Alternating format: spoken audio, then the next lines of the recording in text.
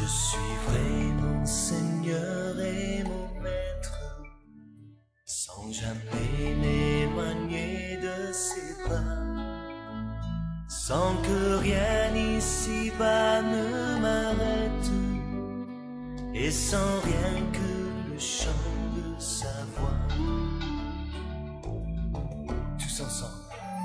Je suivrai mon Seigneur et mon Maître, sans jamais m'éloigner de ses pas, sans que rien... À ouvrir vos Bibles dans la première lettre de Paul aux Corinthiens. Nous avons, au travers de ces 40 jours, lu et entendu passablement de choses de ce chapitre 13 des Corinthiens. Nous voulons le lire dans son ensemble ce matin. 1 Corinthiens 13. En effet, supposons que je parle les langues des hommes et même celles des anges. Si je n'ai pas l'amour, je ne suis rien, rien de plus qu'une trompette claironnante ou une cymbale brouillante.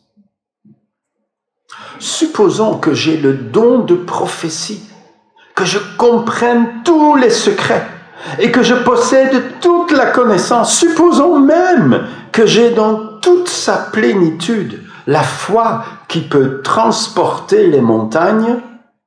Il ne faut pas habiter en Hollande pour ça, parce qu'il n'y a pas de montagne. Mais quand vous allez en Suisse, il y en a beaucoup. Eh bien, tout ça ne sert à rien si je n'ai pas l'amour. Si même je sacrifiais tous mes biens jusqu'à ma vie pour aider les autres, au point de pouvoir m'en vanter, si je n'ai pas l'amour, cela ne me sert de rien. L'amour est patient, il est plein de bonté. Il n'est pas envieux, il ne cherche pas à se faire valoir, il ne s'enfle pas d'orgueil, il ne fait rien d'inconvenant, il ne cherche pas son propre intérêt, il ne s'aigrit pas contre les autres, il ne trame pas le mal, l'injustice l'attriste, la vérité le réjouit. En toute occasion, il pardonne, il fait confiance, il espère, il persévère. L'amour n'aura pas de fin. Les prophéties cesseront. Les langues inconnues prendront fin. Et la connaissance particulière cessera. Notre connaissance est partielle. Et partielles sont nos prophéties. Mais le jour où la perfection apparaîtra, ce qui est partiel cessera. Lorsque j'étais enfant, je parlais comme un enfant. Je pensais, je raisonnais en enfant.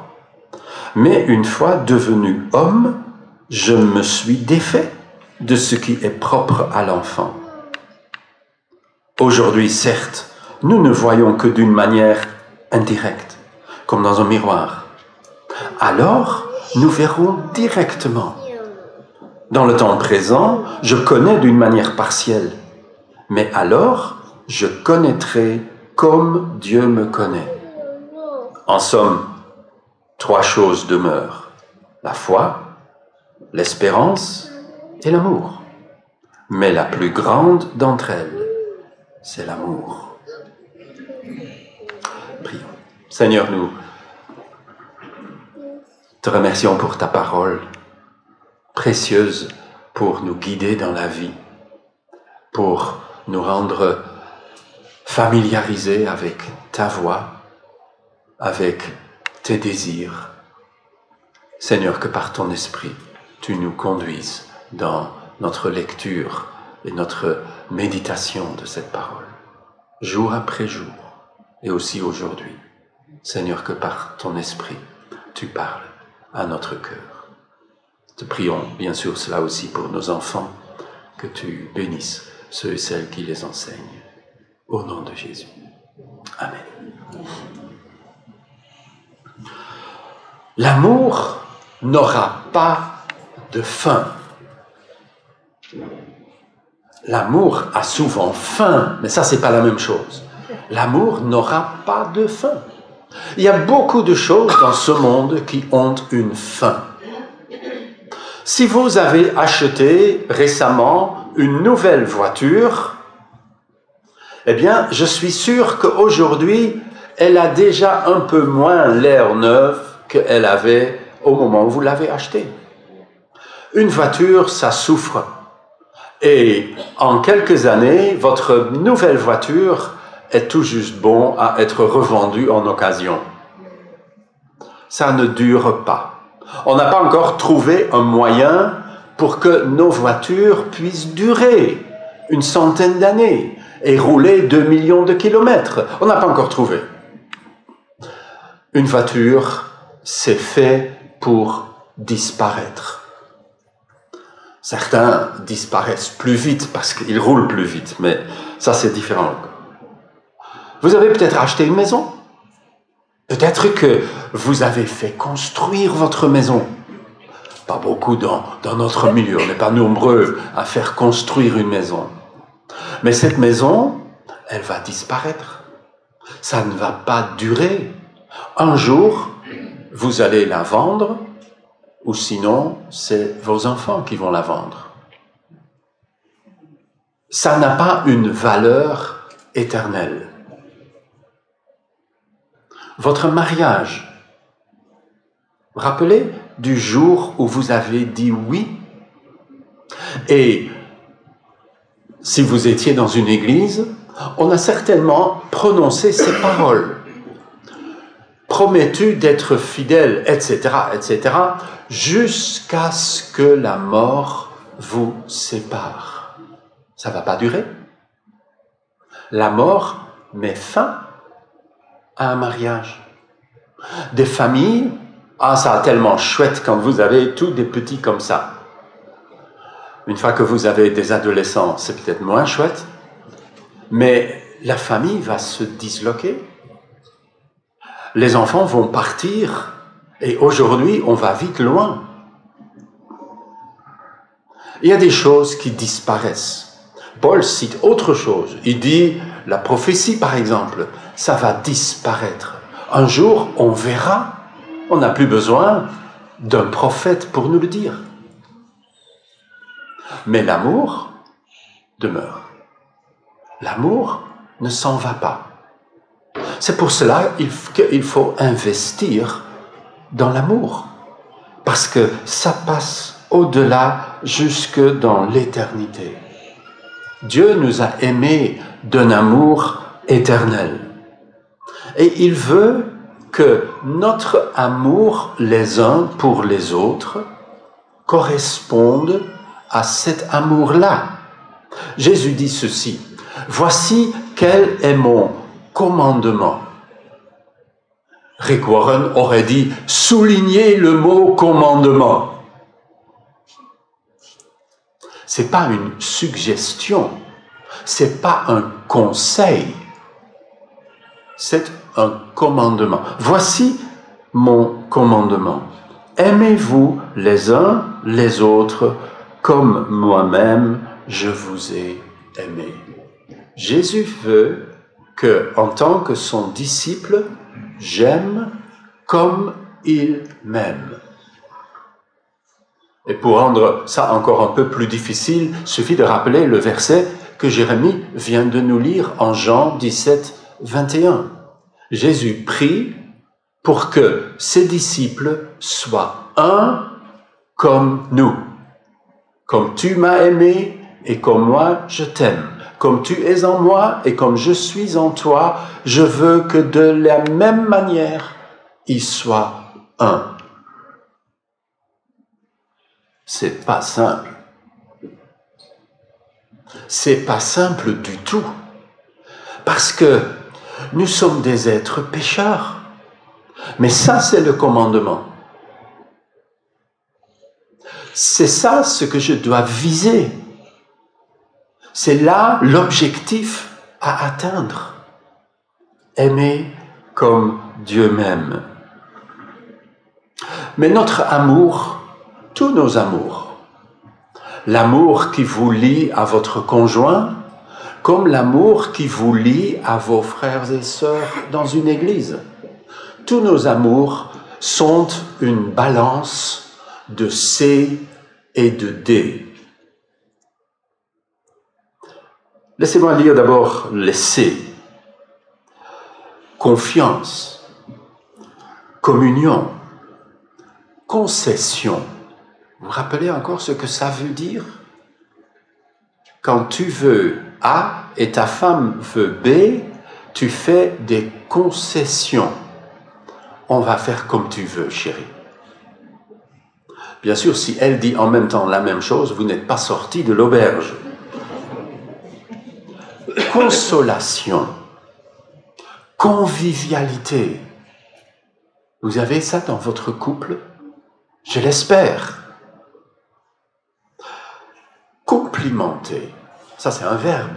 Donner des compliments. Chérie, on a vraiment bien mangé aujourd'hui. C'était succulent. C'est beaucoup mieux que de vous lever de table comme si c'est normal. Communication, c'est le secret d'un bon mariage, d'une bonne église. Communiquer avec les uns les autres. Compassion, constance, conciliation, compromis, courage. Est-ce qu'il y a du C dans vos relations? Est-ce qu'il y a du C dans votre vie d'église? C'est souvent contrebalancé par les D. C'est moins positif. Lisez, suivez, je vais lire. Difficulté, désaccord. Chez nous, on n'est jamais en désaccord. Ma femme fait toujours ce que moi je veux. Vous connaissez ça? Oui. Désaccord. Différence, discorde, déception, défaite, dépression, déni, doute, distance, dette, demande, sans fin. Chérie, tu fais ça? Tu peux faire ceci? Tu peux faire cela? Désillusion. Vous connaissez? L'homme à qui vous êtes marié et vous croyez qu'il était le meilleur, vous allez avoir une désillusion. Dispute. Toutes nos relations, parce que nous sommes sur Terre, sont une balance entre les C et les D. Dans votre vie d'église, dans votre vie de famille, est-ce que la balance est en ordre? Vous dites, ah oui, mais il ne faut pas avoir de D du tout. Je suis d'accord avec vous. Mais comme vous êtes tel que vous êtes, et comme je suis tel que je suis, ça, c'est pas possible. Il y aura malheureusement dans tous les C, quelque part un D qui va se glisser dedans. Mais est-ce qu'il y aura assez de C pour le neutraliser avant qu'il détruise le couple? Un mariage sur 2 environ termine en divorce. Encore un de ces D. Le mariage, quand vous vous mariez, vous dites ça c'est le ciel sur terre, c'est encore un C. Mais vous allez très vite découvrir que c'est le ciel de la Belgique. Il y a souvent des nuages et il pleut presque toujours quelque part.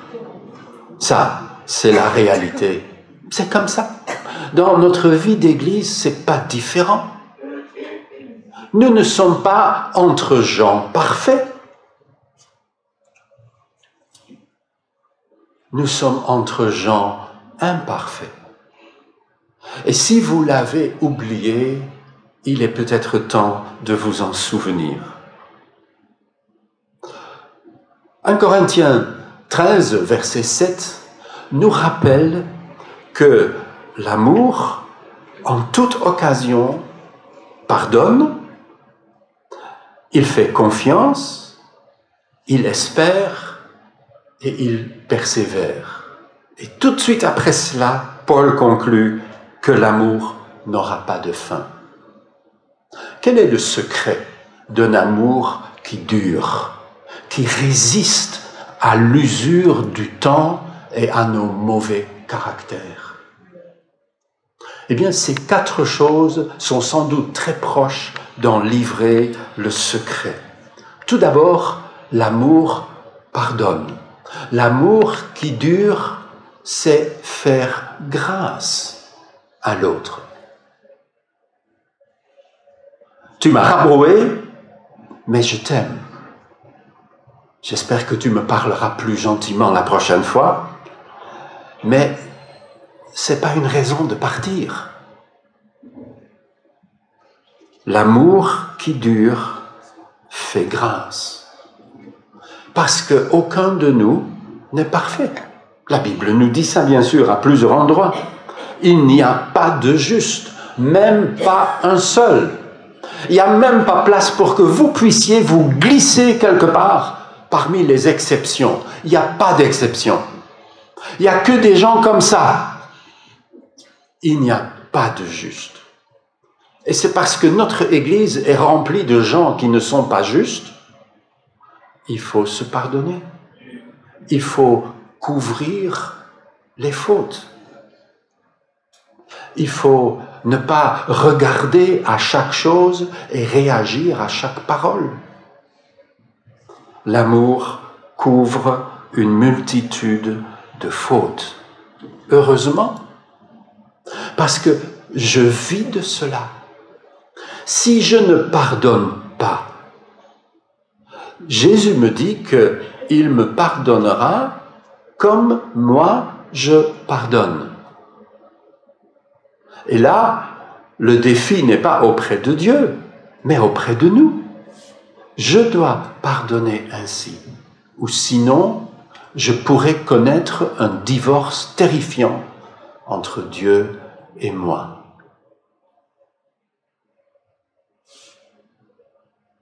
Nous avons besoin de nous supporter. Si l'amour qui dure est un amour qui pardonne, c'est parce que dans la vie, comme dans le couple, comme dans l'Église, il y a un tas de petites choses, et c'est souvent les petites choses qui sont le problème. Mes grands-parents paternels sont réputés pour ne s'être jamais disputés, sauf une fois. Et tous mes oncles, de ce côté-là, j'ai pratiquement que des oncles parce que mon père est dans une famille avec 10 garçons et une fille. Tous mes oncles sont là pour me le rappeler. La seule fois qu'on a vu nos parents se disputer, c'était pour une histoire de chapeau de ma grand-mère. C'est une bêtise, non? Une vraie bêtise. Mais ce sont les bêtises qui sont souvent le problème. J'ai donc besoin d'être tolérant. L'apôtre Paul dit « Soyez toujours humbles, aimables et patients. Supportez-vous les uns les autres avec amour. » Ça veut dire je ne fais pas une dispute à chaque remarque qui ne me plaît pas. On s'en sortirait jamais. Je sais passer dessus. Parce que, soyons honnêtes, on aime bien qu'on passe dessus des choses que nous, on dit parfois sans le vouloir vraiment. L'amour qui dure fait grâce. Dieu a un tel amour pour vous comme pour moi. Il est prêt à faire grâce. Ça ne correspond pas à l'idée de Dieu de beaucoup de gens qui voient Dieu comme un éternel mécontent, prêt à nous taper dessus à chaque moindre faux pas. Mais ce n'est pas le Père que Jésus nous a révélé. Il est un Dieu qui fait grâce. Et pour qu'il puisse toujours faire grâce, il a donné son Fils, pour qu'il se charge du capital immense que nous avons amassé en péché et en mal. L'amour qui dure est plein de foi. L'amour qui dure, écrit l'apôtre, fait confiance. Où serions-nous si on devait se méfier de chacun, de chacune?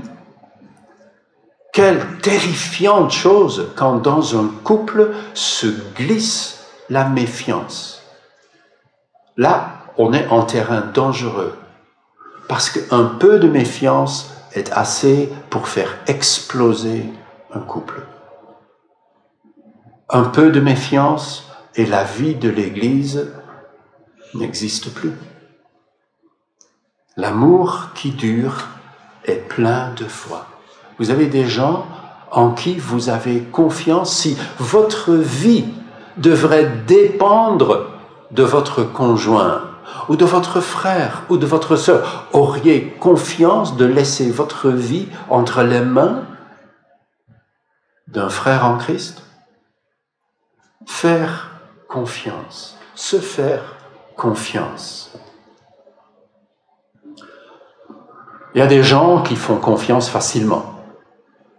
C'est comme il y a des gens qui croient tout ce qu'on leur dit. Les crédules. Les crédules gobent tout. Ils ne regardent à rien. Les crédules, c'est des gens qui n'ont jamais de problème. Oui, je te fais confiance. Et même quand ils reçoivent déception sur déception, ils n'en démordent pas. La Bible ne nous demande pas d'être crédules, d'être naïfs. Un pécheur ne doit pas être naïf parce qu'il sait qu'il est pécheur et que tu ne peux pas faire confiance à un pécheur. Donc, il a quelques hésitations sur lui-même. Le cynique, c'est le contraire. C'est celui qui ne fait jamais confiance. Il se dit, j'ai été déçu une fois, on ne m'aura pas deux fois. Et quand quelqu'un dit ou fait quelque chose de bien, il réagit aussi vite, ouais, il y a sans doute quelque chose derrière. Vous connaissez ces gens, vous leur faites un cadeau et ils vous répondent, qu'est-ce que vous voulez? Qu'est-ce que vous voulez que je fais pour vous? Il y a une raison. Ça s'appelle la méfiance. On ne peut pas faire de la bonté gratuitement. Donc il y a une raison. Et c'est pour cela que nous sommes si vite à répondre à un service par un autre service. Comme ça, on est quitte. Comme ça, je peux ne plus m'occuper de lui. Mais s'il m'a fait une bonne chose et moi je n'ai pas fait la pareille, je suis en dette. Et je ne veux surtout pas être en dette. Et bien sûr, nos relations en souffrent. Parce que la Bible et la vie ne nous demandent pas d'être toujours quittes. Si vous faites le compte dans votre couple pour être sûr que vous êtes quitte avec votre mari ou avec votre femme, je vous souhaite bon courage. On ne sera jamais quitte. Et on n'a pas besoin d'être quitte. On n'a pas besoin d'être méfiant et de se dire, il vaut mieux qu'il n'y a rien. Je dois faire confiance. Ça, c'est le propre de l'amour. L'amour fait confiance. Et faire confiance est beaucoup mieux que de se méfier. J'ai un ami qui, toute sa vie, a travaillé pour la police financière. Son travail, presque pendant toute sa vie, a été de plonger dans les turpitudes financières des gens qui veulent tricher avec l'État. Il en a gardé un défaut. Il ne fait pas vite confiance. Il se dit souvent, je peux comprendre, mais dans une église, ça peut être mortel. Se réjouir de la bonté des gens, se réjouir d'une bonne parole. On n'a pas besoin de se méfier de tout. Un journal de psychologie américain avait fait un test. Je vais vous passer le test. Je vais vous donner 3 phrases, et après chaque phrase, dans votre tête, vous faites un V ou un F. Le V, ça veut dire « c'est vrai », « je crois que c'est vrai », ou le F veut dire « je crois que c'est faux ». Voilà les 3 questions. Les personnes confiantes ont tendance à être plus crédules que les autres. Si tu fais facilement confiance aux gens, tu es beaucoup plus crédule que les autres. Vrai ou faux? Deuxièmement, les personnes confiantes ont tendance à avoir un QI, quotient intellectuel, inférieur aux autres. Ce sont des gens plus bêtes, si vous voulez dire ça dans un langage que tout le monde comprend. C'est vrai ou c'est faux? Et troisième question, les personnes confiantes mènent une vie plus heureuse que les autres. C'est vrai ou c'est faux? Bon, vous avez fait les calculs? Ok, vous avez combien de vrais? 2, 3, il n'y a personne qui en a 4? Parce que dans ce cas-là, vous n'avez pas écouté, il n'y avait que 3 questions. Il n'y a aucun qui est vrai. Quelqu'un qui a ce résultat? Oui? Aucun est vrai. Bon. Il y en a 2 de faux et 1 de vrai. Le dernier est vrai. Les gens qui font confiance sont plus heureux. Vous savez, la méfiance, ça n'a jamais rendu heureux quelqu'un. C'est impossible. On a aussi découvert, et je fais confiance à ce journal, moi je ne peux pas vérifier cela, mais ils disent qu'on a analysé et on est absolument sûr que les gens qui spontanément font plus confiance aux autres, c'est des gens qui sont moins bêtes. Bon, le psy ne va pas le dire comme ça, bien sûr. Il va dire, il a un QI plus élevé. Mais ça veut dire la même chose. Les gens qui font confiance ne sont pas des gens stupides. On découvre en psychologie que c'est le contraire. Alors, faire confiance, c'est bon pour le cœur. C'est bon pour la vie. Non pas être aveugle, non pas être crédule. Les gens qui font confiance ne sont pas nécessairement des crédules. Mais ils ont découvert comment faire. Laissez-moi vous livrer un secret de Rick Warren, que nous avons vu dans nos études. Toute cette campagne de 40 jours est née dans la tête de Rick Warren. Voici ce qu'il écrit. « Je n'oublierai jamais qu'il y a 29 ans, je ne sais pas à quel moment il a écrit cela, mais bon, peu importe, ça veut dire qu'il a au moins un peu plus. 29, je recommence. Je n'oublierai jamais qu'il y a 29 ans, alors que j'avais 25 ans, nous vivions au Texas, quand Dieu m'a mis en tête une idée folle. Je l'ai confiée à ma femme. Chérie, je pense que Dieu veut que nous quittions le Texas pour aller fonder une nouvelle église en Californie du Sud, en région de Los Angeles. Mais il y a un problème. Nous n'avons pas d'argent. Pour fonder une église, il faut des chrétiens, je n'en ai aucun. Il nous faudrait un local, on n'en a pas. Il me faudrait un soutien financier et je n'en ai aucun. Et je ne connais personne dans cette ville parce que je n'y ai jamais habité. Et pour être tout à fait honnête, fonder une église, je ne l'ai encore jamais fait. Qu'est-ce que tu en penses? Bon, j'entends à vos petits rires que vous auriez peut-être pas répondu la même chose que Madame Warren. Kay, il s'appelle Kay, Kay a répondu à son mari ceci. Et il dit, jamais je n'oublierai sa réponse. Elle dit, ça me fait très peur mais comme j'ai confiance en Dieu et en toi, allons-y.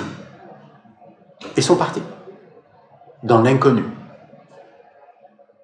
Et c'est parce qu'elle a fait confiance à son mari et qu'ils sont partis, qu'ils ont fondé cette église où il est toujours pasteur, qui a grandi un peu.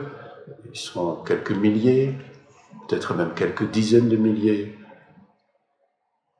Et il a commencé à faire des campagnes de 40 jours. Et si nous faisons cette campagne, c'est pour une toute petite partie, parce que cette femme a eu confiance en son mari. N'éteins jamais les beaux projets de ton conjoint. Écoute d'abord et demande-toi si c'est peut-être une bonne chose.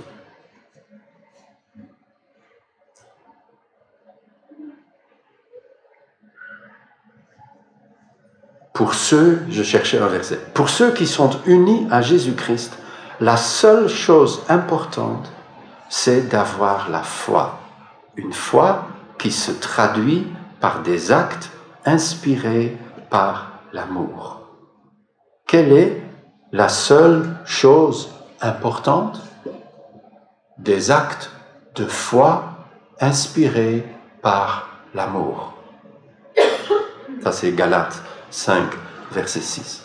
Troisièmement, un amour qui dure attend le meilleur. C'est logique.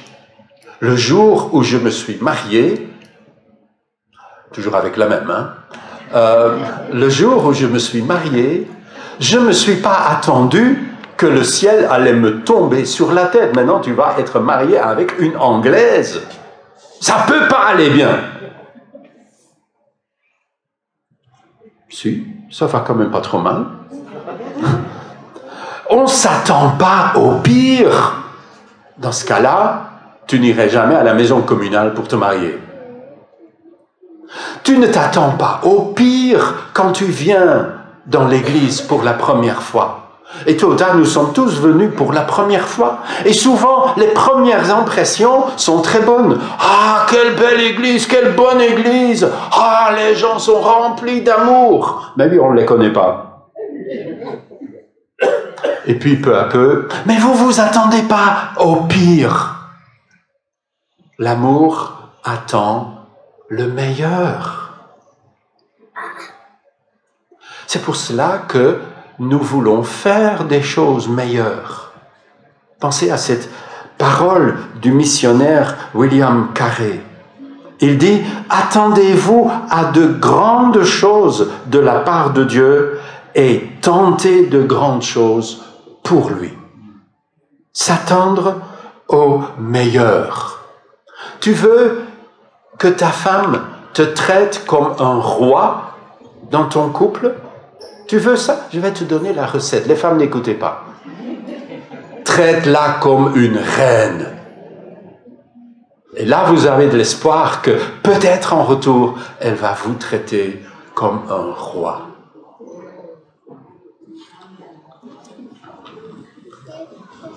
J'ai au moins une femme qui est d'accord. Vous allez entendre.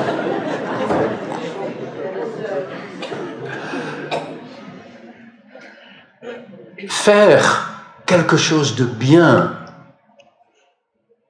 pourrait être très important. Vous entendez ça parfois dans des films. Un couple se dit au revoir pour la journée, l'homme va travailler, ils se sont disputés, le au revoir est un peu froid parce que la température a descendu sous le 0 à la maison et le mari a un accident mortel.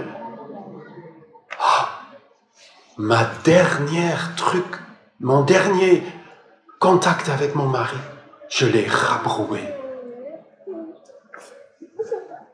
Voici ce que je pense que ça vient de Rick Warren, mais je ne suis pas sûr. Un texte. Si je savais que je te vois t'endormir pour la dernière fois, je te serrerais plus fort et je prierai Dieu de garder ton âme. Si je savais que je te vois franchir la porte pour la dernière fois, je t'étreindrai, je t'embrasserai encore et je te rappellerai pour recommencer. Si je savais que c'est le dernier jour que nous passons ensemble, j'en savourerai chaque seconde. Nous croyons toujours qu'il y aura un lendemain pour corriger nos oublis, que nous aurons toujours une autre chance de rectifier nos erreurs, que nous aurons un autre jour pour dire « je t'aime », que nous aurons encore l'occasion de dire « que puis-je faire ?»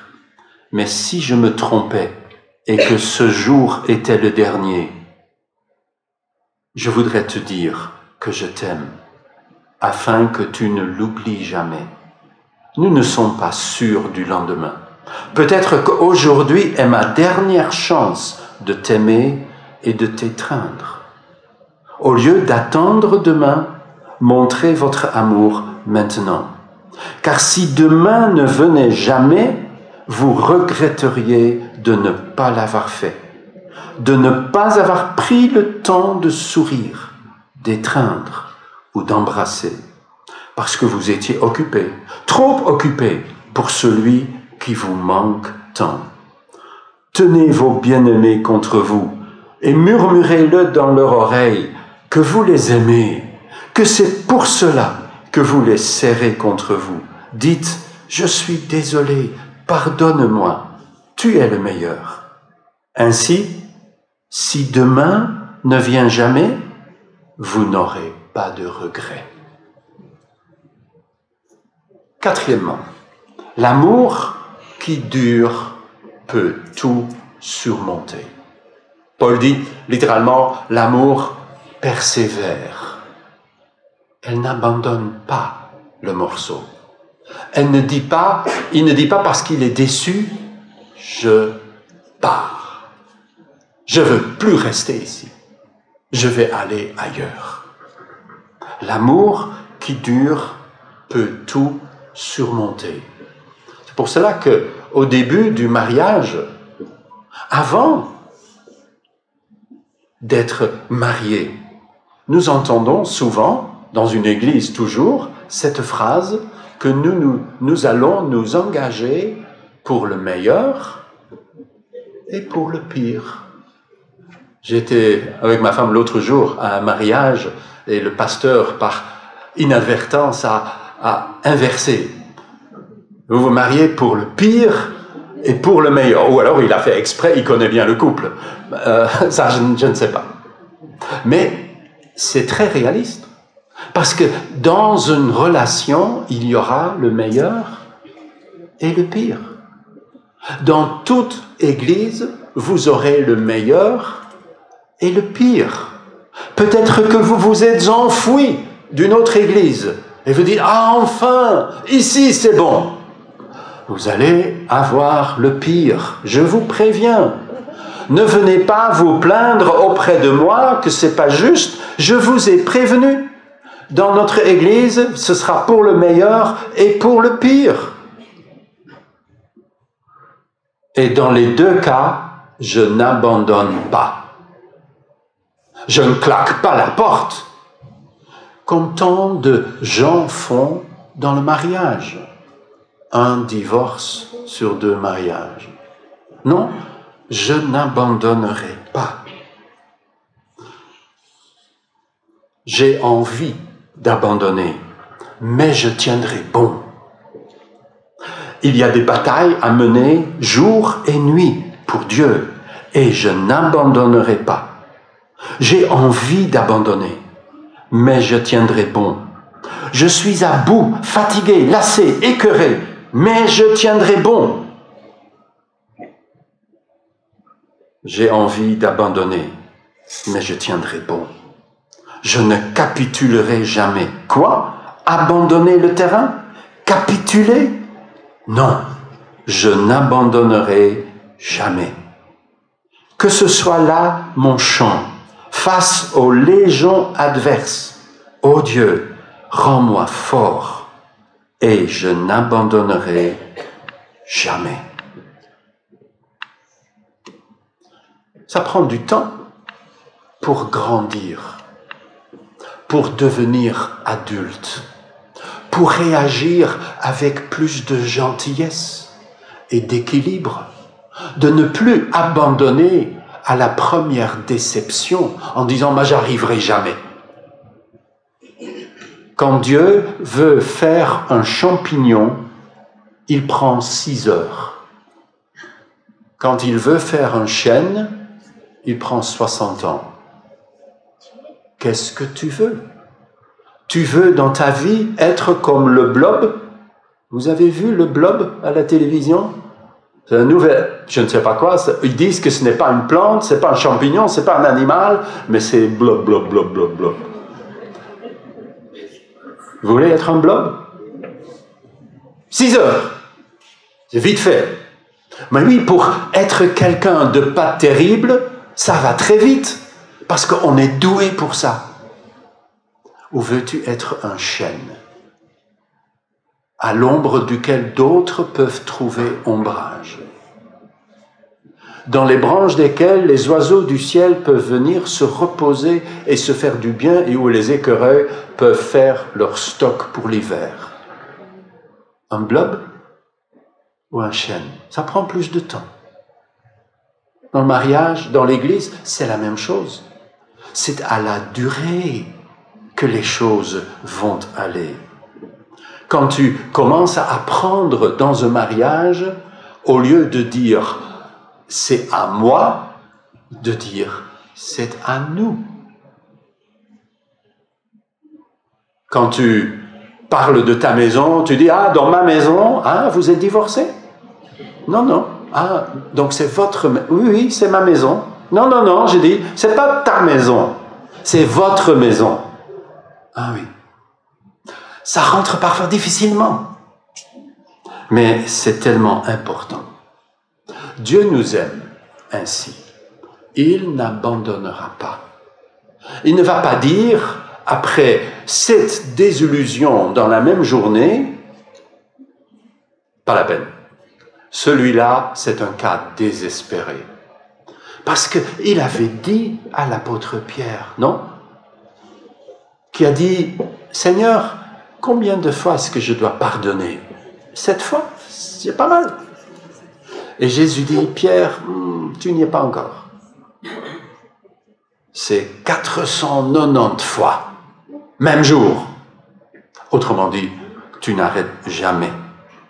Je suis loin d'être parfait, mais je ne pense pas que j'ai déjà fait 490 gaffes dans une seule journée. Donc, je suis encore capable d'être pardonné. Et il n'y a personne qui, je pense, a dépassé cette limite. Nous sommes donc tous dans la possibilité d'être pardonnés et de pardonner. Dieu nous aime non pas parce qu'il croit en nous. Ça, c'est un truc psy, très moderne. Ah, tu peux le faire, moi je crois en toi. Yes, we can! Mais Dieu ne fait pas ça. Parce que Dieu nous connaît. C'est comme s'il nous a fait. Ben oui, il nous a fait. Il nous connaît à fond. Il n'a pas foi en nous.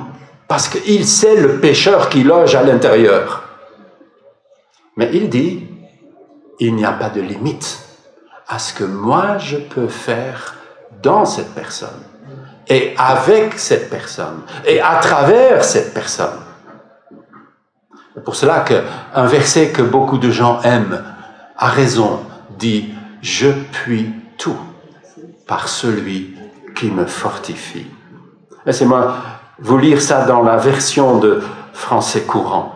« Je peux faire face à toutes les difficultés grâce au Christ qui m'en donne la force. » C'est un verset important.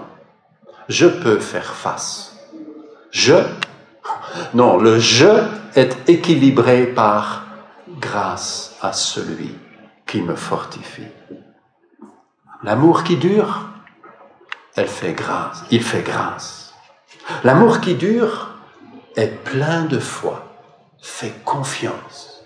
L'amour qui dure attend le meilleur et ne s'attend pas toujours au pire. L'amour qui dure, c'est un amour qui peut tout surmonter. Grâce à Dieu. Prions. Seigneur, merci pour ta parole. Merci pour ces mots tout simples de 1 Corinthiens 13.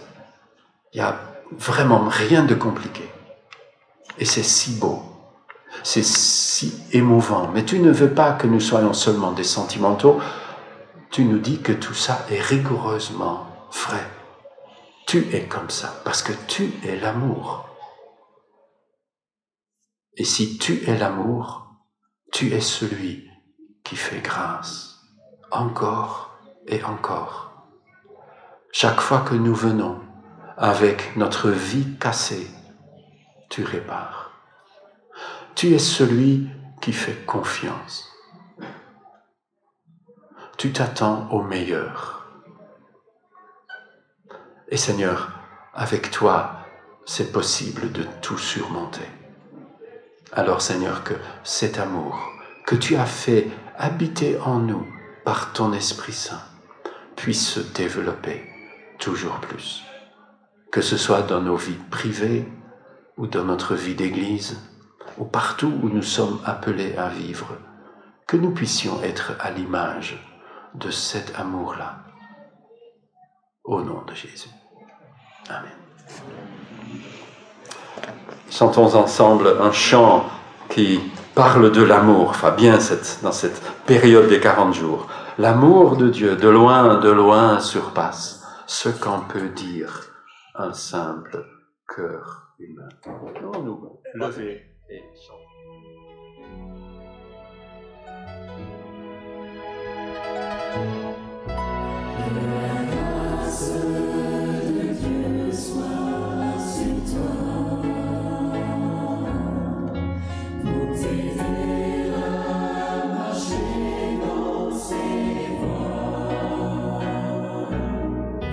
Reçois tout son pardon.